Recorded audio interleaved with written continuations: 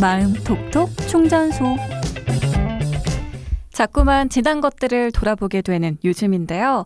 이럴 때일수록 우리의 마음도 돌아볼 수 있다면 뭔가 좀 더 의미 있게 11월을 마무리할 수 있을 것 같습니다.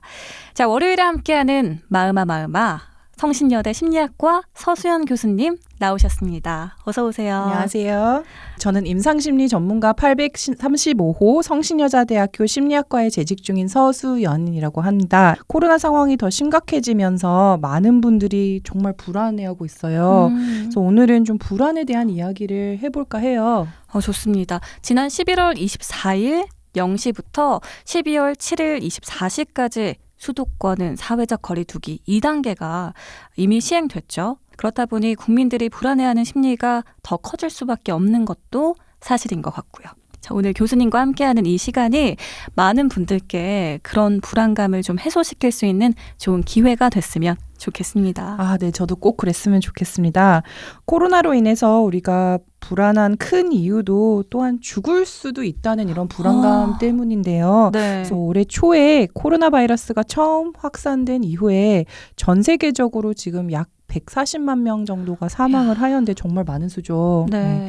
코로나 바이러스에 대한 뉴스가 처음 발표됐을 때에도 많은 사람들이 스스로 집 밖으로 나오지 않고 뭐 미국 같은 경우에는 휴지나 뭐 슈퍼마켓에 물품이 다 소진되고 뭐 몸싸움이 나기도 하고 심지어 사려고. 맞아요. 생각해보면 불안해서 나오는 행동들일 수 있다는 생각이 들었는데요. 네. 이런 행동의 핵심에는 약간 죽음에 대한 공포도 생각을 해볼 수 있을 것 같아요. 그렇네요. 네, 우리 지구에 사는 생명체 중에 오직 인간만이 죽음에 대해서 인식을 하고 있다고 해요. 내가 언젠가는 죽을 것이다 라고 인지를 하는 것인데요. 언젠가는 내가 실제로 이런 게 걸리면 죽을 수도 있다 이런 생각들을 이제 좀 더 많이 하게 되고 네, 주변도 영향을 받을 수 있겠다라는 공포감이 들잖아요. 그렇죠. 내가 사랑하는 사람이 죽을 수도 있겠다 뭐 이런 생각이 들기도 하고 그래서 이런 생각들이 수면 위로 떠오르면서 죽음에 대한 공포를 자극을 합니다. 네. 그래서 심리학에서는 이런 팬데믹에 대해서 느껴지는 불안 그리고 공포를 이론으로 풀어보기도 했는데요. 네. 공포 관리 이론이라고 하는 이론이 있다고 합니다. 죽음에 대한 공포가 수면 위로 떠오르게 되면 우리는 죽음에 대한 공포로부터 뭔가 해방을 하기를 원하기 때문에 행동과 생각이 조금 더 달라질 수 있어요. 네. 뭐 예를 들어 죽음에 대한 공포를 극복하는 종류는 굉장히 여러 가지인데 그 중에서도 뭐 예를 들어 긍정적으로 대처하는 사람들 중에는 사랑하는 사람과 그래도 좀 더 의미 있게 시간을 보내야겠다라고 생각을 하기도 하고 네. 또한 이제 후세대에 남겨줄 유산을 좀 더 깊이 있게 생각해서 실천을 하고 뭐 이런 부분들도 있다고 합니다. 그래서 뭐 혹시 DJ님은 어떠신가요? 이제 이런 네. 불안이 올라왔을 때 그래도 내가 좋아하는 사람들과 좀 더 맞아요. 시간을 보내야겠다 뭐 이런 생각을 하신 적 있으신가요? 방금 굉장히 공감한 게 저도 관계에 대해서 좀 더 고민을 하게 되면서 친구들한테 더 연락하게 되고 이제 오프라인 말고 온라인으로 소통하게 되고 하더라고요. 네. 그래서 이런 시기일수록 혼자 있지 말고 어떻게든 사람들과 연락을 취하고 연결되는 것이 중요한 것 같아요. 네. 그 반면에 잘 대처하지 못하는 사람들은 인생이 좀 무의미하다고 생각을 들 수도 있을 것 같아요. 그리고 이런 생각이 굉장히 강력하게 들면 오히려 훨씬 더 좀 안 좋은 부적응적인 행동들을 해볼 수도 있을 것 같은데요. 네. 특히 죽음에 대한 공포가 가까워졌다고 느낄 때는 죽음에 대해 생각하지 않으려고 더 노력을 하는 이런 습성이 좀 있어요. 그래서 뭐 예를 들어 자주 하는 행동들이 뭐 코로나에 대한 내용을 아예 뭐 생각도 안 하고 회피해버리려고 한다거나 뭐 관련 뉴스 같은 것도 아예 안 보는 네, 꺼버리고 그렇죠. 뭐 나오면 꺼버리고 아니면 뭐 내가 걸릴 위험이 있다는 자체를 아예 부인해버리거나 나는 뭐 어리니까 젊으니까 건강하니까 괜찮아. 마스크 쓸 필요 없다. 뭐 약간 이런 식으로. 그런 식으로. 그 이외에도 회피 행동이라고 불리는 뭐 주의를 분산시켜서 이제 뭐 술을 되게 많이 마신다든지 아니면 과식을 한다든지 과식. 뭐 유튜브나 TV 영상을 이제 계속 틀어놓고 끊임없이 본다든지 뭐 이런 것들이 있을 수가 있을 것 같아요. 네. 그래서 실제로 올해 초 코로나 뉴스가 발표되자마자 이제 넷플릭스라고 하는 그 스트리밍 서비스 있잖아요. 네. 거의 신규 가입자가 전 세계적으로 160억 명이나 증가를 했다고 합니다. 그 가운데 저도 한 명으로 속해 있거든요. 네. 그래서 기존 아. 신규 가입자의 증가에 비해서 거의 2배 이상이나 늘었다고 해요. 엄청나네요. 네. 그래서 죽음에 대한 공포를 인지하게 되는 것은 좀 긍정적인 측면도 있기는 한데요. 뭐 코로나로 인해서 내가 언젠간 죽을 것이라는 생각이 들면 주변 사람들을 좀 더 배려하게 되기도 하고 삶의 의미를 좀 더 찾을 수 있게 원동력이 되어준다고 해서 꼭 나쁜 것은 아니라는 생각이 들기도 합니다. 그렇군요. 삶의 모든 일이 왜 동전의 양면 같다고 하잖아요. 코로나로 인해 분명 우리의 삶이 힘들고 어려워진 건 분명하지만 일상의 소중함을 다시 한번 깨닫고 주변 사람들을 더 귀하게 여기게 되고 생각해보면 저도 그런 생각을 더 하게 되는 것 같고요. 하지만 그렇다고 해서 우리가 이 불안을 그냥 두고 볼 수는 없을 것 같은데 극복해야 하는 거겠죠? 아, 네, 맞아요. 이제 불안하다고 해서 뭐 어떻게든 이거를 피하고 생각 안 하려고 하는 이런 행동보다는 이제 좀 불안에 대해서 더 잘 아는 것이 중요한데요. 네. 꼭 이것이 몸의 증상만으로 나타나는 것은 아니에요. 우리가 불안하다는 것을 생각을 해보면 여러 측면이 있는데요. 몸에서 느끼는 불안이 있고 또 마음에서 심리적으로 느끼는 불안도 있어요. 그렇죠. 예를 들어 몸으로 느끼는 불안 같은 경우에는 뭐 어떤 것들이 있을까요? 심장이 빨리 뛴다거나. 아, 맞아요. 뭐 배가 아프다던가 뭐 두통이 머리가 있다거나 아프다. 네, 뭐 이런 것들이 있을 수가 있고요. 뭐 행동도 좀 달라질 수가 있을 것 같아요. 뭐 주변 사람들에게 좀 더 예민하게 굴고 짜증을 짜증내고. 네, 더 많이 부리고 평소에 비해서 뭐 말을 훨씬 더 적게 하고 혹은 훨씬 더 많이 하는 이런 것들이 있을 수가 있고요. 그렇군요. 네. 몸으로 느끼는 불안은 이런 것들이 있고 이제 마음으로 느끼는 불안에 대해서 말씀을 드리면 네. 앞으로 생길 무서운 일에 대해서 계속 걱정을 하고 그 일이 뭐 일어날지 안 일어날지 모르는데도 불구하고 계속 심하게 걱정을 하고 이제 보통 불안하면 몸과 마음 모두에서 느끼기 때문에 주변 사람들이 혹시 이런 증상이 있다면 가까이서 잘 살펴보시고 만약에 필요하다면 전문적인 도움을 받는 것도 좋은 방법일 것 같아요. 네. 그렇다면 어떤 전문적인 방법, 도움을 받을 수 있을까요?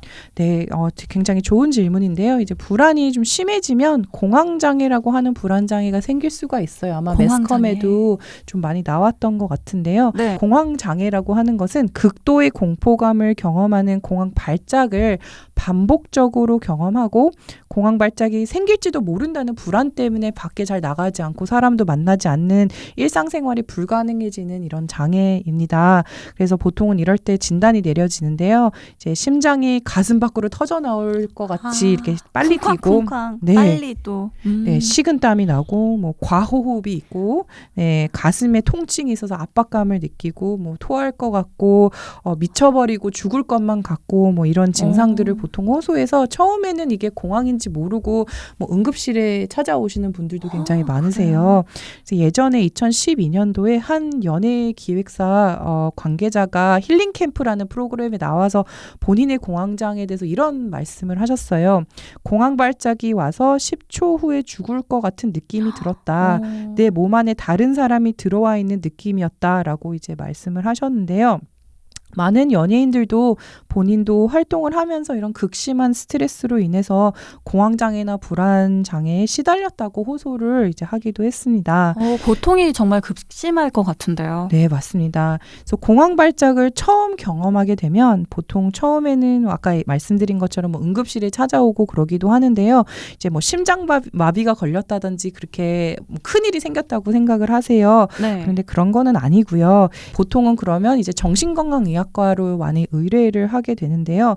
네, 저는 오늘 불안장애가 있다면 심리상담에 대한 선택지도 꼭 고려를 해보시라고 말씀을 드리고 싶어요. 네. 특히 이제 그냥 심리상담이 아니라 공황장애 굉장히 효과적인 치료 중에 하나는 인지행동치료라고 하는 심리상담의 한 형태가 있습니다. 그래서 이게 약만큼이나 효과적이라는 이런 연구도 있었고요. 인지행동치료 네. 알아두셔야겠네요.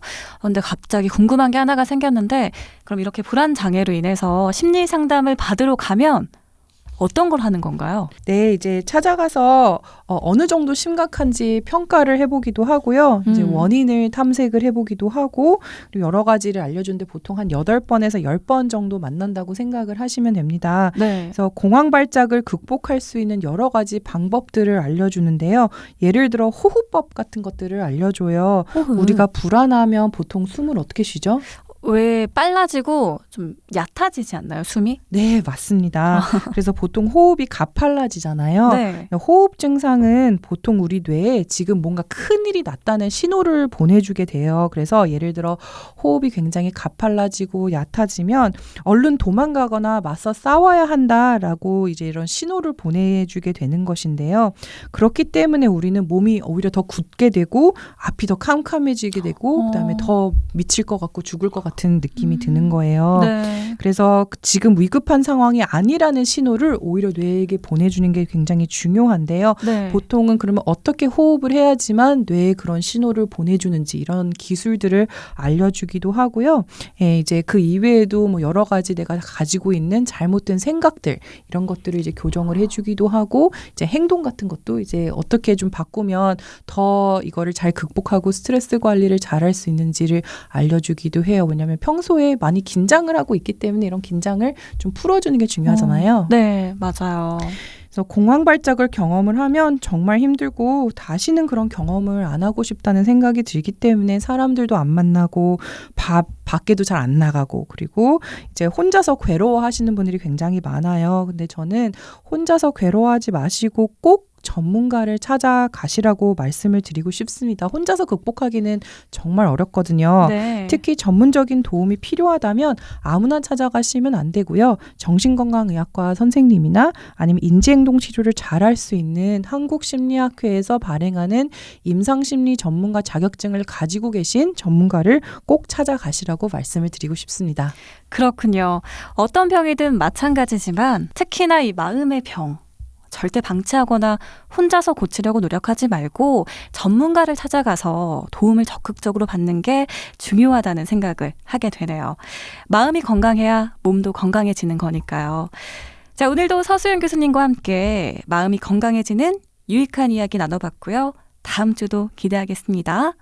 감사합니다. 네, 감사합니다.